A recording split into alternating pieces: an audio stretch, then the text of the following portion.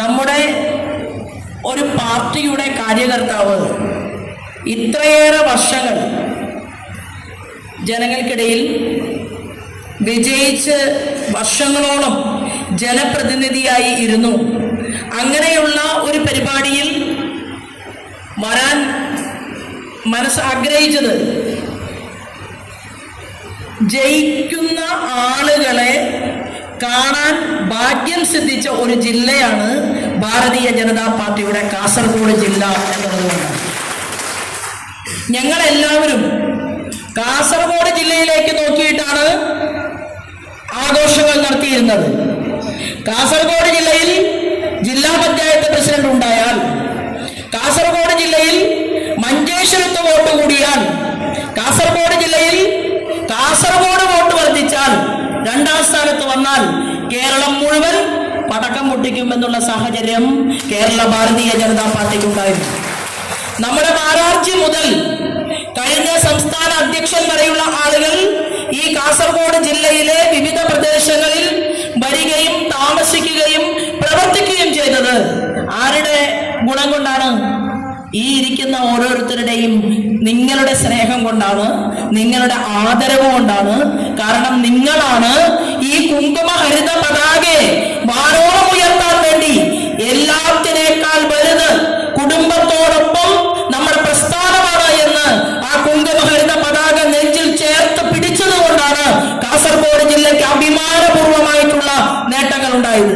കേരളത്തിൽ ഭാരതീയ ജനതാ പാർട്ടിക്ക് 4 ജില്ലാ പ്രസിഡന്റുമാർ സ്ത്രീകൾ വേണം എന്ന് തീരുമാനമെടുക്കുകയുണ്ടായി.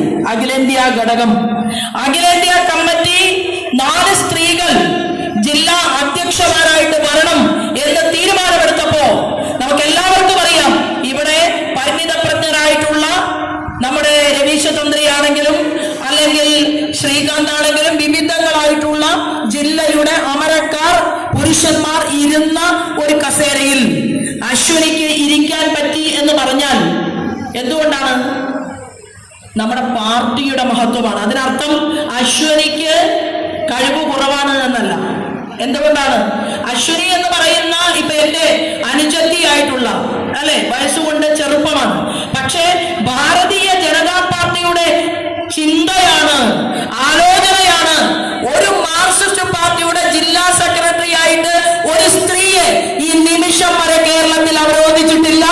ആ സമയത്താണ് കാസർഗോഡ് പോലെ ഭാവിയിൽ MLA-മാരെ സൃഷ്ടിക്കേണ്ട ജില്ലയിൽ അശ്വിനി മതി ജില്ലയുടെ അധ്യക്ഷയായിട്ട് എന്ന് അഖിലേന്ത്യാ പ്രസിഡന്റ് ശ്രീമാൻ നദ്ദാജി തീരുമാനമെടുത്തു എന്ന് പറഞ്ഞാൽ അത് തന്നെയാണ് ഈ പാർട്ടിയുടെ പ്രത്യേകത. സ്ത്രീയെ ആ രീതിയിൽ നമ്മുടെ പ്രസ്ഥാനം ഹൃദയത്തിൽ വെക്കുകയാണ്, പൂജിക്കുകയാണ്. കാരണം എല്ലാം കഴിഞ്ഞ 9 ദിവസം അല്ലെ, നവരാത്രി, ആ നവരാത്രിയിലും ആരെ കുറിച്ചാണ് സ്മരിച്ചത്? സ്ത്രീയെ കുറിച്ചാണ് സ്മരിച്ചത്. സ്ത്രീ എല്ലാമാണ് എന്ന് മര്യാദ പുരുഷോത്തമനായിട്ടുള്ള ശ്രീരാമചന്ദ്രൻ അദ്ദേഹം തന്റെ അനുജനോട് പറഞ്ഞിട്ടുണ്ട്. ശരിയല്ലേ? അതായത് നമ്മുടെ എല്ലാ കാവ്യങ്ങളിലും, നമ്മുടെ മഹാഭാരതമാകട്ടെ, നമ്മുടെ രാമായണമാകട്ടെ, നമ്മുടെ വേദ സംഹിതകളാകട്ടെ, അത് ഋഗ്വേദമോ അതല്ലെങ്കിൽ സാമവേദമോ യജുർവേദമോ ഏത് വേദങ്ങളിലും അമ്മയാണ് 1-ാം സ്ഥാനത്ത് നിൽക്കുന്നത്. അങ്ങനെ 1-ാം സ്ഥാനത്ത് അമ്മയെ അവരോധിച്ച നമ്മുടെ രാജ്യത്ത്, കേരളത്തിലെ ഒരു നമ്പർ 1 ജില്ലയുടെ തലപ്പത്ത് എന്റെ പ്രിയപ്പെട്ട സഹോദരി അശ്വനിക്ക് ജില്ലാ പ്രസിഡന്റായിട്ട് ഇരിക്കാൻ ആരാണ് സഹായം ചെയ്യേണ്ടത്? ഇവിടത്തെ മുഴുവൻ ആളുകളുമാണ്. ആർക്ക് വേണ്ടിയിട്ടാണ്? അശ്വനിക്ക് വേണ്ടിയിട്ടല്ല. കാലചക്രം പോലെ ഇത് മാറി മറിയും, കസേരകൾ മാറും അല്ലെ. ശ്രീമാൻ രവീശ തന്ത്രി മത്സരത്തിൽ 2-ാം സ്ഥാനത്ത് വന്ന ആളാണ്. അദ്ദേഹം ജില്ലയുടെ അമരക്കാരനായിരുന്നു. എന്നാൽ ഇപ്പൊ അശ്വനി വരുന്നു, അടുത്തത് വീണ്ടും വേറൊരാൾ വരും. നമുക്കറിയാം, മാരാർജി മുതൽ അങ്ങോട്ട് നമ്മൾ പരിശോധിച്ചു നോക്കിയാൽ ഇന്ന് തൃശൂർ ജില്ലയിൽ ജീവിച്ചിരിക്കുന്ന നമ്മുടെ ആരാധ്യനായിട്ടുള്ള KV ശ്രീധരൻ മാസ്റ്റർ സംസ്ഥാന പ്രസിഡന്റായിരുന്നു. ഇവിടെ കണ്ണൂർക്കാരനായിട്ടുള്ള CK പത്മനാഭൻജി അദ്ദേഹം നമ്മുടെ സംസ്ഥാന പ്രസിഡന്റാണ്. ഇപ്പൊ അവസാനം രാജീവ് ചന്ദ്രശേഖർജി വരെ നമ്മുടെ ആ നൈരന്തര്യ പ്രവാഹം എത്തി നിൽക്കുമ്പോൾ ഈ പാർട്ടിക്ക് പകരം വെക്കാൻ കരുത്തുള്ള നേതാക്കന്മാർ കോൺഗ്രസിൽ ഉണ്ടായതുകൊണ്ടല്ല അവർ നിയമസഭയിലും പാർലമെന്റിലും MLA-മാരും ജയിക്കാൻ പരിശ്രമിക്കുമ്പോ ഇവിടെ 2ാം സ്ഥാനത്ത് വന്നു അല്ലെ. 2ാം സ്ഥാനത്ത് വന്നപ്പോ കോൺഗ്രസും മാർക്സിസ്റ്റ് പാർട്ടിയും ഒന്നായി. ഞാൻ പാലക്കാട് 2ാം സ്ഥാനത്ത് വന്ന സ്ഥാനാർത്ഥിയാണ്. അവിടെ കോൺഗ്രസും മാർക്സിസ്റ്റ് പാർട്ടിയും ഒന്നാവും. അപ്പൊ കോൺഗ്രസും മാർക്സിസ്റ്റ് പാർട്ടിയും പഞ്ചായത്ത് തെരഞ്ഞെടുപ്പിലും അണിയറയിൽ അവർ എന്ത് ചെയ്യും? നമ്മുടെ സ്ഥാനാർത്ഥികളെ പരാജയപ്പെടുത്താൻ അശ്രാന്ത പരിശ്രമം നടത്തുമ്പോ അവരുടെ കയ്യിൽ 4 പേരുണ്ടെങ്കിൽ നമ്മുടെ വാർഡ് മെമ്പർ ജയിക്കാൻ നമ്മുടെ കയ്യിൽ 9 പേരെ കണ്ടെത്തുക എന്നുള്ള ദൗത്യമാണ് ഓരോ വാർഡിലും എന്റെ പ്രിയപ്പെട്ട സഹപ്രവർത്തകന്മാർ ഏറ്റെടുക്കേണ്ടതായിട്ടുള്ള ധർമ്മം, ധാർമ്മികമായിട്ടുള്ള ചിന്ത എന്ന് പറയാൻ വേണ്ടിയിട്ടാണ് ഞാനിവിടെ എത്തി നിൽക്കുന്നത്. നിങ്ങൾ സംസാരിക്കുന്ന ഭാഷ അതെനിക്ക് പറയാൻ അറിയില്ല. ഞാൻ മലയാളത്തിൽ പ്രസംഗിക്കുന്ന ഒരാളാണ്. കാസർഗോഡ് ജില്ലയിൽ വളരെ കുറച്ചു മാത്രം പരിപാടികളിൽ പങ്കെടുക്കാൻ കാരണവും ഞാൻ പറയുന്ന കാര്യങ്ങൾ ഒരുപക്ഷെ നിങ്ങൾക്ക് അത് മനസ്സിലാകുമോ എന്ന് എനിക്കറിയില്ല. അപ്പൊ മലയാളം നിങ്ങൾക്ക് ശരിയായിട്ട് ഞാൻ പറയുന്നതിന്റെ അർത്ഥം മനസ്സിലാകുമോ എന്നറിയാതെ ഞാൻ നിങ്ങളിലേക്ക് എന്തിനാണ് വരുന്നത് എന്ന് ഇവരെല്ലാം തന്നെ ജില്ലാ പ്രസിഡന്റുമാരായിരിക്കുന്ന സമയത്ത് ഞാൻ ചോദിക്കാറുണ്ട്. നിങ്ങൾ നിങ്ങളുടെ ആളുകൾക്ക് ഏറ്റവും ഇഷ്ടമുള്ള, അവർക്ക് മനസ്സിലാകാവുന്ന ഭാഷയിൽ സംസാരിക്കുന്ന ആളുകളെ കൊണ്ടുവരിക, വോട്ട് പിടിക്കുക. നമ്മുടെ അഖിലേന്ത്യാ അധ്യക്ഷനും അതുപോലെ തന്നെ ഇപ്പോഴത്തെ പ്രഭാരിയും ഇപ്പോഴത്തെ നമ്മുടെ സംസ്ഥാന അധ്യക്ഷനും പറഞ്ഞിട്ടുള്ളത്, ഇവിടെ ഇരിക്കുന്ന ഓരോരുത്തരോടും പറഞ്ഞിട്ടുണ്ട്, അസംബ്ലി തെരഞ്ഞെടുപ്പ് കഴിഞ്ഞ് സംസ്ഥാന മീറ്റിങ്ങിന് വരുമ്പോ എണീറ്റ് നിന്ന് പറയണം, രവീശ് തന്ത്രി പറയണം, രവീശ് തന്ത്രിജി പറയണം, ശ്രീകാന്ത് ജി പറയണം, ശ്രീമതി അശ്വിനി പറയണം, ഞാൻ ഇന്ന മണ്ഡലത്തിലെ ഭാരതീയ ജനതാ പാർട്ടിയുടെ MLA ആണ് എന്ന് പറഞ്ഞ് പരിചയപ്പെടുത്തണം. അല്ലാതെ BJPയുടെ ജില്ലാ പ്രസിഡന്റാണ്, BJPയുടെ സ്റ്റേറ്റ് സെക്രട്ടറിയാണ്, BJPയുടെ മേഖലാ പ്രസിഡന്റാണ് എന്നല്ല ഇനി പറയേണ്ടത്. ഇനി പറയേണ്ടത് ഞാൻ ഇന്ന അസംബ്ലി മണ്ഡലത്തെ പ്രതിനിധീകരിച്ചുകൊണ്ട് ജയിച്ച ഭാരതീയ ജനതാ പാർട്ടിയുടെ MLA ആണ് എന്ന് പറയാൻ കേരളത്തിന്റെ മുഖ്യമന്ത്രി അതാരായിരിക്കണം? BJP നേതൃത്വം നൽകുന്ന NDAയുടെ മുഖ്യമന്ത്രിയെ സൃഷ്ടിക്കണമെന്നാണ് അമിത്ഷാജി ആരാധ്യനായിട്ടുള്ള ആ മനുഷ്യൻ കേരളത്തിൽ വന്ന് പറഞ്ഞത്. അതെങ്ങനെ ഉണ്ടാകും? അത് ഉണ്ടാകണമെങ്കിൽ പഞ്ചായത്തുകളിലെ ഭരണം പിടിക്കണം. അതുണ്ടാകണമെങ്കിൽ ജില്ലാ പഞ്ചായത്തുകൾ നമുക്ക് അധികാരത്തിൽ വരണം. എന്തിനാ അധികാരത്തിൽ വരുന്നത്? നമുക്ക് അധികാരമില്ലാത്തത് കൊണ്ട് പലതും നഷ്ടപ്പെട്ടവരാണ്. നമ്മുടെ പൂർവികന്മാർ ഈ പ്രദേശത്ത് കഴിവും പ്രാപ്തിയും തെളിയിച്ചുകൊണ്ട് അവർ പ്രവർത്തന സജ്ജമായിട്ട് മുന്നോട്ട് പോയി. തൃശൂർ ജില്ലയിൽ നിന്നാണ് ഞാൻ വരുന്നത്. തൃശൂർ ജില്ലയിൽ ഞാൻ പ്രവർത്തന രംഗത്ത് ഇറങ്ങുന്നത് ബാലഗോകുലത്തിലൂടെയാണ്. രാഷ്ട്രീയ സ്വയം സേവക സംഘത്തിന്റെ ഒരു പോഷക സംഘടനയാണ്, RSSന്റെ പോഷക സംഘടനയാണ് ബാലഗോകുലം. ബാലഗോകുലത്തില് നാമം ചൊല്ലും, ഭഗവത്ഗീത ചൊല്ലും, രാമായണം പറഞ്ഞു തരും. അങ്ങനെയുള്ള കാര്യങ്ങളൊക്കെയാണ് ബാലഗോകുലത്തിൽ പഠിപ്പിക്കുക. ആ ബാലഗോകുലത്തിൽ വന്നപ്പോ നമ്മളോട് കഥ പറയാൻ പറയും. നമ്മളെ കഥ പറയും. കഥ പറഞ്ഞ ഈ കുട്ടി നന്നായി സംസാരിക്കുന്നുണ്ടല്ലോ, അപ്പൊ എന്ത് ചെയ്യാം? ബാലഗോകുലത്തിന്റെ അവിടുത്തെ ഒരു ബാലമിത്രമാക്കാം എന്ന് സംഘടനയിലെ അധികാരികൾക്ക് തോന്നി. അപ്പൊ ബാലമിത്രമായി. പിന്നീട് അങ്ങനെ പടിപടിയായി ഇന്ന് എനിക്ക്, ഞാൻ അശ്വിനിയെ കാണുമ്പോ ആലോചിക്കുകയാണ്. എന്താ ആലോചിച്ചെന്നറിയോ? റെയിൽവേ സ്റ്റേഷനില് അശ്വിനി വന്ന് നിൽക്കുമ്പോ ഞാൻ ആലോചിച്ചത് എനിക്ക് ഇത്ര വയസ്സായി പോയല്ലോ എന്നാണ്. കാരണം അതിന്റെ അർത്ഥം എന്താണ്? 51 വയസ്സായത് ഞാൻ അറിഞ്ഞില്ല എന്നുള്ളതാണ്. ഇവിടെ ഇരിക്കുന്നവരറിഞ്ഞോ? കാരണം നമ്മൾ എല്ലാ ദിവസവും പാർട്ടി പരിപാടിയിലാണ്, എല്ലാ ദിവസവും സമൂഹത്തിന് വേണ്ടി പ്രവർത്തിക്കുകയാണ്. അങ്ങനെ പ്രവർത്തിച്ച് മുന്നോട്ട് പോകുമ്പോ എന്റെ മൂത്ത മകന് കല്യാണം കഴിക്കാറായി എന്ന് ഞാൻ തിരിച്ചറിയുന്നത് എന്നെ കണ്ണാടിയിൽ കാണുമ്പോഴല്ല, അവന്റെ കൂട്ടുകാരൻ കല്യാണം കഴിക്കുമ്പോഴാണ്. അതിനർത്ഥം നമ്മൾ വീടിനേക്കാൾ നമ്മുടെ സമൂഹത്തെ സ്നേഹിച്ചു, നമ്മൾ വീടിനേക്കാൾ നമ്മുടെ പാർട്ടിയെ സ്നേഹിച്ചു, നമ്മൾ വീടിനേക്കാൾ നമ്മുടെ പാർട്ടി വിജയിക്കുന്നത് കണ്ട് മുദ്രാവാക്യം വിളിക്കാൻ ആഗ്രഹിച്ചു. അങ്ങനെ ആഗ്രഹിച്ചപ്പോ ഈ രാജ്യം മാറി. ഛത്തീസ്ഗഡ് BJPയുടെ മുഖ്യമന്ത്രിയാണ്, ഉത്തർപ്രദേശ് BJPയുടെ മുഖ്യമന്ത്രിയാണ്, ഗുജറാത്ത് BJPയുടെ മുഖ്യമന്ത്രിയാണ്, അതുപോലെ തന്നെ മണിപ്പൂർ BJPയുടെ മുഖ്യമന്ത്രിയാണ്, ജാർഖണ്ഡ് BJPയുടെ മുഖ്യമന്ത്രിയാണ്, ഹരിയാന BJPയുടെ മുഖ്യമന്ത്രിയാണ്. 16+4 20 സംസ്ഥാനങ്ങളിലെ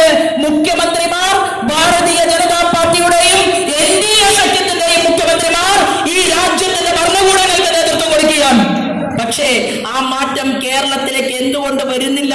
എന്താ വരാത്തതിന്റെ കാരണം കോൺഗ്രസും മാർക്സിസ്റ്റ് പാർട്ടിയും രണ്ടായി നിൽക്കുകയാണ്. രണ്ടായി നിൽക്കുന്നു. പക്ഷേ അടിത്തട്ടിൽ അവർ ഒന്നാണ്. അവർ ഇന്ത്യ മുന്നണിയുടെ കാവൽക്കാരാണ്. ഇവിടെ നിങ്ങൾക്കറിയാമെന്ന് ഞാൻ കരുതുന്നു, ശബരിമലയിലെ സ്വർണ്ണപ്പാളി കളവ് പോയി. ശബരിമലയിലെ സ്വർണ്ണപ്പാളി കളവ് പോയാൽ കേരളത്തിന്റെ മുഖ്യമന്ത്രി ആഭ്യന്തര വകുപ്പ് കൈകാര്യം ചെയ്യുമ്പോൾ ആ കേരളത്തിന്റെ മുഖ്യമന്ത്രിക്ക് ഭക്തിയുണ്ട് എന്നാണ് പറയുന്നത്, അല്ലെ? അയ്യപ്പ സംഗമം നടത്തി. ഭക്തനാണ് മുഖ്യമന്ത്രി എന്ന് SNDPയുടെ തലവര് പറഞ്ഞു. വെള്ളാപ്പള്ളി നടേശൻ സാറ് പറഞ്ഞു പിണറായി പഴയ പോലെയൊന്നുമല്ല, പിണറായി വിജയന് ഭക്തിയുണ്ട് എന്നാണ് പറഞ്ഞത്. പിണറായി വിജയൻ ഭഗവത്ഗീത ചൊല്ലുന്നത് ഞാനും നിങ്ങളും കണ്ടു. അപ്പോ ഭക്തനാണ് കേരളത്തിന്റെ മുഖ്യമന്ത്രിയെങ്കിൽ എങ്ങനെയാണ് സ്വർണ്ണപ്പാളി കേരളത്തിലെ പോലീസ് അറിയാതെ ശബരിമലയിൽ നിന്ന് കളവ് പോയത്? എങ്ങനെയാണ് ഉണ്ണികൃഷ്ണൻ പോറ്റിക്ക് ഈ ശബരിമലയിലെ സ്വർണ്ണപ്പാളി ഒറ്റയ്ക്ക് കവർച്ച ചെയ്യാൻ സാധിച്ചത്? എങ്ങനെയാണ് തിരുവിതാംകൂർ ദേവസ്വം ബോർഡിന്റെ പ്രസിഡന്റ് അറിയാതെ ഇവിടുത്തെ സാധാരണക്കാരന്റെ കാണിക്കയും സാധാരണക്കാരന്റെ സമർപ്പണവും എങ്ങനെയാണ് കവർന്നെടുത്തുകൊണ്ട് മുന്നോട്ട് കൊണ്ടുപോകാൻ സാധിച്ചത്? ആ ചോദ്യം ഭാരതീയ ജനതാ പാർട്ടിയുടെ പ്രവർത്തകന്മാർ മാത്രമല്ല, മുഴുവൻ അമ്പല വിശ്വാസികളും ക്ഷേത്ര വിശ്വാസികളും ഈ കേരളത്തിന്റെ മടിത്തട്ടിൽ ആ ചോദ്യം ഉയർത്തുകയാണ്. ഭക്തനായ പിണറായി വിജയനോട് ഞങ്ങൾ പറയുകയാണ്, ഭക്ത ശിരോമണി കേരളത്തിന്റെ മുഖ്യമന്ത്രി പിണറായി വിജയൻ സാറേ, ആ ചെമ്പോല എന്ന് പറഞ്ഞ് നിങ്ങൾ ഇപ്പൊ അവിടെ വെച്ചിട്ടുണ്ടല്ലോ, ചെമ്പോല, ആ സ്വർണ്ണപ്പാളി കടത്തിക്കൊണ്ടുപോയതിനെതിരെ നിങ്ങൾക്ക് ആർജവമുണ്ടെങ്കിൽ CBI അന്വേഷണം നടത്തണമെന്നാണ് ഭാരതീയ ജനതാ പാർട്ടി ആവശ്യപ്പെടുന്നത്. നിങ്ങൾ CBI വിളിക്കണം. നിങ്ങളുടെ ദേവസ്വം ബോർഡ് കളവ് നടത്തിയിട്ടില്ലെങ്കിൽ, നിങ്ങൾ കളവ് നടത്താൻ കൂട്ടി നിന്നിട്ടില്ലെങ്കിൽ, നിങ്ങൾ ഇവിടുത്തെ സ്വർണ്ണപ്പാളി കളവ് കൊണ്ടുപോയവരെ പിടിക്കാൻ, ചോദ്യം ചെയ്യാൻ CBI അധികാരികളെ കൊണ്ടുവരാൻ തയ്യാറാകണമെന്നാണ് ഭാരതീയ ജനതാ പാർട്ടി കാസർഗോഡ് മുതൽ തിരുവനന്തപുരം വരെയുള്ള പാർട്ടിയുടെ നേതൃത്വവും പ്രവർത്തകന്മാരും ആവശ്യപ്പെടുന്നത്. തന്റെ ഇടമുണ്ടോ? തന്റെ ഇടമില്ല. KC വേണുഗോപാൽ ആരാണ്? പ്രതിപക്ഷത്തിന്റെ വലിയ നേതാവാണ്. എവിടെ എന്തുണ്ടായാലും KC വേണുഗോപാൽ പോകും. KC വേണുഗോപാലിന് മൗനമാണ്. ശബരിമലയിലെ സ്വർണ്ണപ്പാളി കളവ് പോയാൽ KC വേണുഗോപാലിന് ഒരു പ്രശ്നവുമില്ല. ശബരിമലയിലെ സ്വർണ്ണപ്പാളി കളവ് പോയാൽ വയനാട് മത്സരിച്ച പ്രിയങ്കയ്ക്ക് ഒരു കുഴപ്പവുമില്ല. സ്വർണ്ണപ്പാളി കളവ് പോയാൽ VD സതീശന് ഒരു പ്രശ്നവുമില്ല. എന്താ കാരണം? നിങ്ങൾ രണ്ടു കൂട്ടരും ഒന്നാണ്. മാർക്സിസ്റ്റ് പാർട്ടിയും കോൺഗ്രസും ഒരുമിച്ച് ചേർന്നുകൊണ്ട് ഈ വിവാദത്തെ തമസ്കരിക്കാൻ പരിശ്രമിക്കുമ്പോൾ ഭാരതീയ ജനതാ പാർട്ടി ആവശ്യപ്പെടുന്നത് ഈ വിവാദം അവസാനിപ്പിക്കാനല്ല, കേരളത്തിന്റെ ആഭ്യന്തര വകുപ്പ് CBIയെ ഈ അന്വേഷണം ഏൽപ്പിക്കണം എന്നാവശ്യപ്പെടാൻ ഭാരതീയ ജനതാ പാർട്ടി ആഗ്രഹിക്കുകയാണ്. നിങ്ങൾ മണിക്കൂറുകളായിട്ട് ഈ യോഗ സ്ഥലത്ത് വന്നിരിക്കുകയാണ്. കൂടുതൽ ദീർഘമായിട്ട് പ്രസംഗിക്കണമെന്ന് ഞാൻ ആഗ്രഹിക്കുന്നില്ല. പക്ഷേ കാസർഗോഡ് ജില്ലക്കാരോട് എനിക്ക് പറയാനുള്ളത്, നിങ്ങൾ വെച്ചത് ഒരു വാഴയല്ല. ഒരു വാഴ വെച്ചാൽ ഒരു കൊല്ലം കൊണ്ട് അല്ലെങ്കിൽ ആ വാഴ വളർന്നു വരുമ്പോൾ വിളവ് കിട്ടും. ഞാൻ പറയാൻ ആഗ്രഹിക്കുന്നത്, നമ്മൾ വെച്ചത് തെങ്ങാണ്. അത് കൽപ്പവൃക്ഷമാണ്. കഷ്ടപ്പാടുണ്ടാവും. മുതിർന്ന ആളുകളൊക്കെ ഇരിക്കുകയാണ്. നിങ്ങളുടെ മുന്നിലൊക്കെ തലവും പെട്ടുകൊണ്ട് നമസ്കരിച്ചുകൊണ്ട് ഞാൻ പറയാൻ ആഗ്രഹിക്കുന്നു, നിങ്ങൾ ഉണ്ടാക്കിയത് ഒരു തെങ്ങിന്റെ തൈയാണ് നിങ്ങൾ വെച്ചത്. ആ തെങ്ങിന്റെ തൈ വളർന്നു വരാൻ വേണ്ടി അതിന് തടം വെട്ടി, അതിനെ വളമിട്ടു, അതിന് വെള്ളമൊഴിച്ചു, അതിന് കാവൽ നിന്നു. അത് ആട് കടിക്കാതെ പശു കടിക്കാതെ ആ തെങ്ങിനെ വളർത്തിക്കൊണ്ടുവന്ന് സംരക്ഷിച്ച് ആ തെങ്ങ് കായ്ക്കാൻ തുടങ്ങിയാൽ ഒരു മാർക്സിസ്റ്റുകാരനും നമ്മളോട് മുട്ടാൻ കേരളത്തിൽ സാധിക്കില്ല. അത് കൽപ്പവൃക്ഷമാണ്. ആ കൽപ്പവൃക്ഷം പതിറ്റാണ്ടുകൾ ആ കൽപ്പവൃക്ഷത്തിന്റെ ഫലം കിട്ടും. അത് നമ്മൾ നാടിന് സമർപ്പണം ചെയ്യും എന്നുള്ള സ്വപ്നത്തെ ഊർജമാക്കി മാറ്റിക്കൊണ്ടാണ് നമ്മൾ മുന്നോട്ട് പോകുന്നത്. കഴിഞ്ഞ ദിവസം മന്ത്രി ബിന്ദുവിന്റെ ഒരു പ്രസംഗം കേട്ടു. മന്ത്രി ബിന്ദു പറയുകയാണ്, ഏറ്റവും സ്നേഹം വയസ്സായ ആളുകളോട് പിണറായി വിജയനാണ്. അങ്ങനെയാണെങ്കിൽ പിന്നെ എന്താ പെൻഷൻ കൊടുക്കാത്തത്? കൃത്യമായിട്ട് വയസ്സായ വൃദ്ധന്മാരോടും വൃദ്ധയായിട്ടുള്ള അമ്മമാരോടും ഏറ്റവും ഇഷ്ടം പിണറായി വിജയനാണെങ്കിൽ പിച്ചച്ചട്ടിയുമായിട്ട് മറിയക്കുട്ടിക്ക് ഈ കേരളത്തിലെ ജനങ്ങളുടെ മുന്നിൽ ഇറങ്ങേണ്ടി വരുമോ? പെൻഷൻ കവർന്നെടുക്കുമോ? ഇവിടുത്തെ പാവപ്പെട്ടവരോടാണ് ഇഷ്ടമെങ്കിൽ ഇവിടെ കെട്ടിട നിർമ്മാണ തൊഴിലാളികൾ, മാസത്തെ പെൻഷൻ കൊടുത്തിട്ട് 16 മാസം കഴിഞ്ഞു. നിങ്ങൾക്ക് പാവപ്പെട്ട വൃദ്ധയോട് ഇഷ്ടമുണ്ടെങ്കിൽ ആ പെൻഷൻ കൊടുത്ത് 16 മാസം കഴിഞ്ഞു. 450 കോടി രൂപ അവന്റെ ഓരോ ദിവസത്തെയും കൂലി, ശമ്പളമുണ്ടല്ലോ, ആ കൂലി ഒരു കൂട്ടി 450 കോടി കേരളത്തിലെ മുഖ്യമന്ത്രി പിണറായി വിജയന്റെ കയ്യിലുണ്ട്. എന്താ നിങ്ങൾ കൊടുക്കാത്തത്? നിങ്ങൾക്ക് ഇവിടുത്തെ പാവപ്പെട്ട വൃദ്ധരോട് സ്നേഹമുണ്ടെങ്കിൽ എന്തേ ആയുഷ്മാൻ ഭാരത് പദ്ധതി പ്രഖ്യാപിക്കാത്തത്? മോദിജി പറഞ്ഞല്ലോ, സ്ലാബ് നോക്കണ്ട, വരുമാനം നോക്കണ്ട, ഈ രാജ്യത്ത് 65 വയസ്സ് കഴിഞ്ഞ 60 വയസ്സ് കഴിഞ്ഞ എല്ലാ മനുഷ്യരെയും ഞാൻ ചികിത്സിക്കാൻ തയ്യാറാണ് എന്ന് പറഞ്ഞ ഉലക നായകനായി മാറിയിട്ടുള്ള നമ്മുടെ പ്രിയപ്പെട്ട നരേന്ദ്രമോദിയുടെ ആയുഷ്മാൻ ഭാരത് പദ്ധതി പോലും ഈ കേരളത്തിൽ നടപ്പിലാക്കാതെ നിങ്ങൾ എന്ത് സ്നേഹത്തെ കുറിച്ചാണ് പറയുന്നത്? മന്ത്രി ബിന്ദു പിണറായി വിജയനോട് പറയണം, ചോദിക്കണം, ഇവിടുത്തെ വൃദ്ധന്മാർക്കും വൃദ്ധകൾക്കും ആയുഷ്മാൻ ഭാരത് പദ്ധതി കൊടുക്കണം, നടപ്പിലാക്കി കൊടുക്കണം എന്ന് ആവശ്യപ്പെടാൻ മന്ത്രിമാർ തയ്യാറാകണം. തയ്യാറല്ല, പിന്നെന്താ സ്നേഹം? ഇവിടെ പലരും പ്രസംഗിച്ചിട്ടുണ്ടാകും. ഉജ്ജ്വല യോജന പദ്ധതി ഞാൻ പറയണ്ടല്ലോ, സുകന്യ സമൃദ്ധി പദ്ധതി പെൺകുട്ടികൾക്ക് വേണ്ടി ഞാൻ പറയണ്ട, പ്രധാനമന്ത്രി ആവാസ് യോജന, എന്റെ പ്രധാനമന്ത്രിയുടെ വീടുകൾ മറ്റെല്ലാ സംസ്ഥാനങ്ങളിലും വേഗതയിൽ നടപ്പിലാക്കുമ്പോൾ കേരളത്തില് കാസർഗോഡ് ജില്ലയില് എത്ര വീടില്ലാത്ത മനുഷ്യരുണ്ട്? എന്താ കൊടുക്കാത്തത്? പ്രധാനമന്ത്രി ആവാസ് യോജന പദ്ധതിയുടെ വീടുകൾ 10 കൊല്ലം കൊണ്ട് കേരളത്തിന്റെ മുഖ്യമന്ത്രി പിണറായി വിജയനോട് വീടില്ലാത്ത ഒരാൾ പോലും ഉണ്ടാകരുത് എന്ന് ആവശ്യപ്പെട്ട പ്രധാനമന്ത്രിയുടെ മുന്നിൽ പറയണ്ടേ, ചോദിക്കണ്ടേ? ഇവിടുത്തെ പാവപ്പെട്ടവർക്ക് കയറി കിടക്കാൻ കൂരയില്ല, ഞങ്ങൾക്കതിന് സംവിധാനം ഉണ്ടാക്കി തരണം എന്ന് പറഞ്ഞ് പഞ്ചായത്ത് രാജിലെ പണം അത് മാറ്റിവെക്കണം. പഞ്ചായത്ത് രാജിന്റെ മന്ത്രി MP രാജേഷാണ്.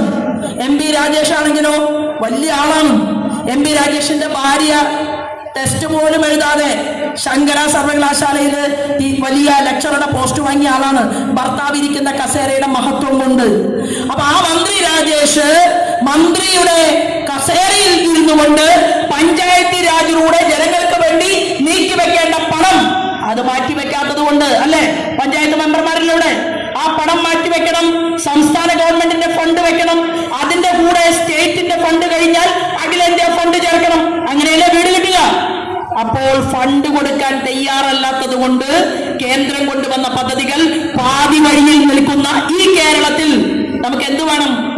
നമുക്കറിയാം ഭരിക്കാൻ.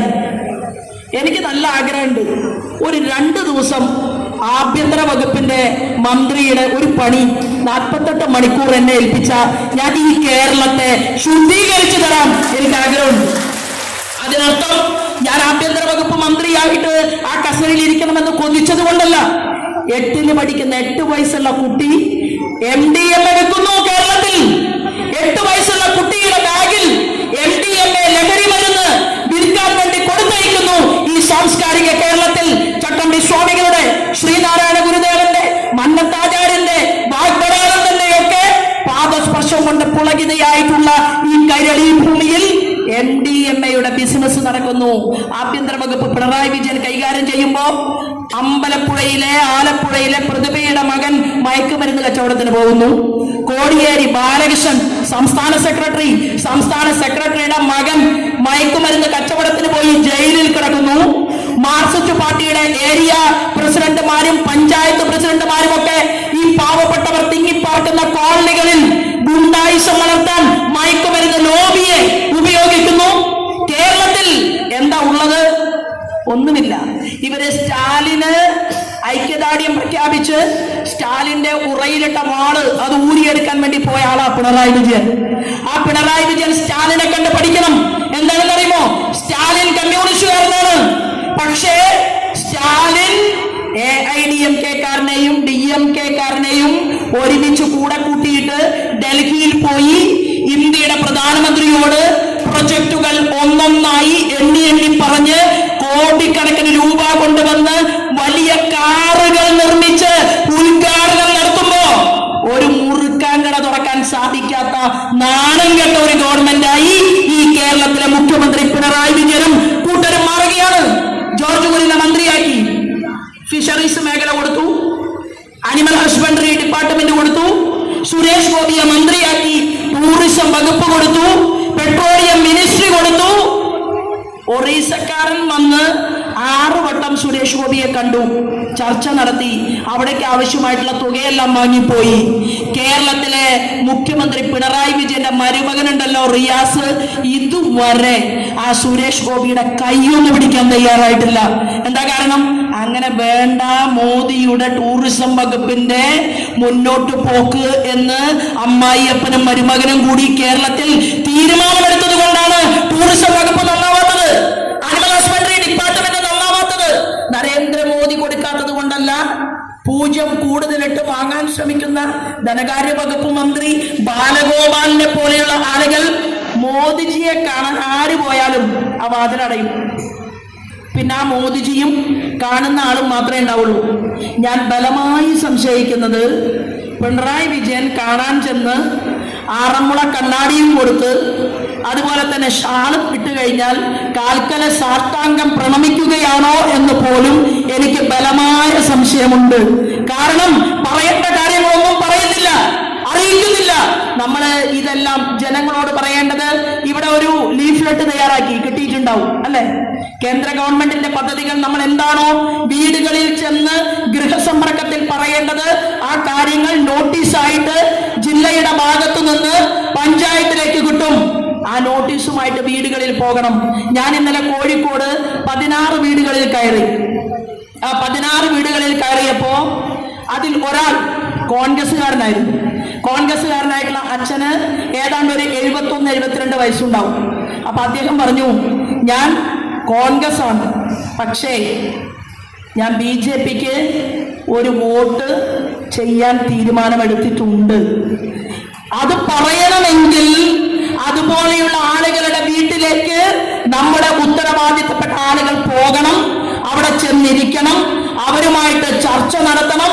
എന്നിട്ട് അവരോട് ചോദിക്കണം, നിങ്ങൾക്ക് വീട് വേണോ, നിങ്ങൾക്ക് കുടിവെള്ളം വേണോ, നിങ്ങളുടെ കുട്ടികൾക്ക് നല്ല വിദ്യാഭ്യാസ സംവിധാനം വേണോ, നിങ്ങൾക്ക് ആരോഗ്യ വകുപ്പിന്റെ കീഴില് വലിയ വലിയ യൂണിവേഴ്സിറ്റികൾ, അതായത് മെഡിസിനുമായി ബന്ധപ്പെട്ടുകൊണ്ടുള്ള കേന്ദ്രങ്ങൾ വേണോ?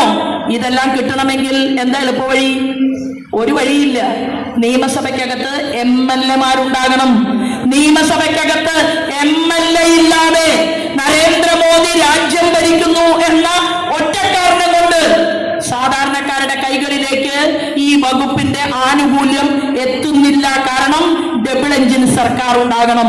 ഡൽഹിയിൽ ചെങ്കോട്ടയിൽ ആരാധനായ നരേന്ദ്രമോദി ഒരു പദ്ധതി പ്രഖ്യാപിച്ചാൽ അത് കേരളത്തിലും കിട്ടണമെങ്കിൽ നമുക്ക് MLA-യും MP-യും മുഖ്യമന്ത്രിയും ഇന്ത്യയുടെ പ്രധാനമന്ത്രിയോടൊപ്പം ചേർന്ന് നിൽക്കാൻ വേണം. അതിനെന്താ എളുപ്പവഴി? ഒരു എളുപ്പവഴിയില്ല. No short cut. എന്താ പണി? ശോഭാ സുരേന്ദ്രൻ BJPയുടെ സംസ്ഥാന ജനറൽ സെക്രട്ടറി ആയാൽ ഇതുവരെ സുഖമായിരുന്നു. കാരണം എന്താ? 2 കൊല്ലം ഞാൻ സംസ്ഥാനത്തിന്റെ വൈസ് പ്രസിഡന്റ് ആയിരുന്നു. കുറച്ച് പണിയെടുത്താൽ മതി. ഇപ്പൊ അതല്ല സ്ഥിതി. ഇന്നലെ കോഴിക്കോടായിരുന്നു, ഇന്ന് കാസർഗോഡാണ്, നാളെ തൃശ്ശൂരാണ്. പറയുന്ന സ്ഥലത്തെല്ലാം നമ്മൾ പോകണം. 2 ആഴ്ചക്കാലം നീണ്ടു നിൽക്കുന്ന പ്രധാനമന്ത്രിയുടെ സേവാ പാക്ഷികത്തിന്റെ കൺവീനറായിരുന്നു. ഡൽഹിയിൽ പോകണം. ആന്ധ്രയിലും കർണാടകയിലും തമിഴ്നാട്ടിലും വേറെ ചില ചെറിയ കാര്യങ്ങൾ പാർട്ടിക്ക് വേണ്ടി ചെയ്യാനുണ്ട്. ആ പണിക്കും പോകണം. അപ്പോ സ്ഥാനം എന്ന് പറയുന്നത് നമുക്കൊരു അഭിമാനമാണ്, തീർച്ചയായിട്ടും. എന്നാൽ സ്ഥാനം വർദ്ധിക്കുന്നതിനനുസരിച്ച് എന്തുണ്ടാവും? മണിക്കൂറുകൾ കൂടുതൽ പാർട്ടിക്ക് വേണ്ടി പണിയെടുക്കാൻ പ്രതിജ്ഞാബദ്ധമാവും. അശ്വനിക്ക് ഒരു സമാധാനം ഉണ്ടാവില്ലേ? ഈ ടേം കഴിയുന്നത് വരെ ഒരു സമാധാനവും പ്രതീക്ഷിക്കേണ്ട. പക്ഷേ ഊർജം അതുണ്ടാക്കിയെടുക്കുക, സഹപ്രവർത്തകരെ കൂടെ കൂട്ടുക, അവർക്ക് ഉത്തരവാദിത്തങ്ങൾ ഏൽപ്പിച്ചു കൊടുക്കുക, വിഭജിച്ചു നൽകുക, അവരെ കൂടെ കൂട്ടി നമുക്ക് MLA-മാരായി താമരപ്പൂവും കയ്യിൽ പിടിച്ചുകൊണ്ട് സെക്രട്ടേറിയറ്റിന്റെ മുന്നിലേക്ക് നടന്നു വരുന്ന കാസർഗോഡിലെ നേതാക്കന്മാരെ സ്വപ്നം കണ്ടുകൊണ്ടാണ് ഞാൻ നിങ്ങളോടൊപ്പം ഇരിക്കുന്നത്. നമുക്ക് ഒരുമിച്ച് പ്രവർത്തിക്കണം, മുന്നോട്ട് പോകണം എന്ന് മാത്രം പറയാനാണ് ഞാൻ ഇവിടെ എത്തിപ്പെട്ടത്. അതോടൊപ്പം ശങ്കരജിയെ കുറിച്ച് ഞാൻ ആഗ്രഹിക്കുന്നു, ഇതായിരിക്കണം ലീഡർ, ഇങ്ങനെ ആയിരിക്കണം നേതാവ്. ഈ നേതാവിന് എല്ലാവരുടെയും ആശംസയും അതുപോലെ തന്നെ വയസ്സായ ആളുകളുടെ അനുഗ്രഹവും കുഞ്ഞുങ്ങളുടെ സ്നേഹവും. ഞാൻ മധ്യപ്രദേശിൽ പോയി. ശിവരാജ് സിംഗ് ചൗഹാൻജിയുടെ കൂടെ ഞാൻ നടന്നു പോകുമ്പോ ഒരു ചായക്കടയുടെ മുന്നിൽ വണ്ടി നിർത്തി. ശിവരാജ് പുറത്തിറങ്ങി ചായ കുടിക്കാൻ വേണ്ടി ആ ചായക്കടയിൽ കയറിയപ്പോ ആൾ എന്നോട് പറഞ്ഞു, ദീദി, ഞാൻ താഴെയാണ് പക്ഷെ എന്നെ ചേച്ചി എന്നാണ് വിളിക്കുക. എന്നോട് പറഞ്ഞു, ശോഭ ദീദി ദേക്കോ ക്യാ ഹൈ മാം. അപ്പോ അവിടെ കണ്ട കാഴ്ച എന്താണെന്ന് അറിയുമോ? അവിടെ മധ്യപ്രദേശിലെ കുട്ടികളും വയസ്സായ ആളുകളും എല്ലാവരും ഓടി വന്ന് ശിവരാജിയുടെ കൈ പിടിച്ചിട്ട് മാമ എന്നാ വിളിക്കുന്നത്, അങ്കിൾ എന്ന് വിളിച്ചുകൊണ്ട് ഓടി വന്ന് ശിവരാജിയെ കെട്ടിപ്പിടിക്കുന്നു, ഷാള് പിടിക്കുന്നു. അപ്പോ ശങ്കരാജിക്ക് ആ ശിവരാജിയുടെ മുഖമാണ് എന്ന് പറയാൻ ഞാൻ ഈ വേദിയിൽ ആഗ്രഹിക്കുക. ഇങ്ങനെ ഒരു സഹോദരനെ കാസർഗോഡ് ജില്ലയിൽ നിന്ന് എന്റെ സഹോദരനായി കിട്ടിയതിൽ ഭാരതീയ ജനതാ പാർട്ടിയുടെ ജനറൽ സെക്രട്ടറി എന്നുള്ള രീതിയിൽ ഞാൻ അഭിമാനത്തോടുകൂടി ശങ്കരാജിയെ ഹൃദയത്തിൽ വെക്കുകയാണ്. അത് പറയാൻ വേണ്ടിയാണ് ഞാൻ ഈ വേദിയിലേക്ക് വന്നത്. ഞാൻ എപ്പോഴും എന്നെ പ്രസംഗിക്കാൻ വിളിക്കുമ്പോൾ ഞാൻ പറയും, എനിക്ക് മലയാളം അറിയാവുന്ന ആളുകളുടെ അടുത്ത് മാത്രം പ്രസംഗം മതി. പിന്നെ എനിക്ക് BJPയുടെ ആളുകളോടല്ല കാര്യങ്ങൾ പറയാൻ ഇഷ്ടം. റോഡിൽ മൈക്ക് വെച്ച് പിണറായി വിജയനോടും KC വേണുഗോപാലിനോടും രമേശ് ചെന്നിത്തലയോടും VD ഇങ്ങനെയുള്ള ആളുകളോട് പറയാനാണ് എനിക്കിഷ്ടം. അങ്ങനെയുള്ള സ്ഥലത്ത് നിങ്ങൾ MLA-മാരായതിനു ശേഷം മൈക്ക് വെച്ച് ആഹ്ലാദ പ്രകടനത്തിന് നിങ്ങളുടെ സഹോദരിയായിട്ടുള്ള എന്നെ വിളിക്കണം എന്നുകൂടി അഭ്യർത്ഥിച്ചുകൊണ്ട് ഇത്ര നേരം വൈകിയിട്ടും ഇവിടെ കാത്തിരുന്ന നിങ്ങൾ ഓരോരുത്തരോടും എന്റെ ഹൃദയം നിറഞ്ഞ സ്നേഹവും നന്ദിയും അറിയിച്ചുകൊണ്ട് മറ്റു രാഷ്ട്രീയ കാര്യങ്ങളിലേക്കൊന്നും ഞാൻ കടക്കുന്നില്ല. എല്ലാവർക്കും നന്ദി, നമസ്കാരം, വന്ദേ മാതരം. ಕಾರ್ಯಕ್ರಮದ ಉದ್ಘಾಟನೆಯನ್ನು ನೆರವೇರಿಸಿದಂತಹ BJP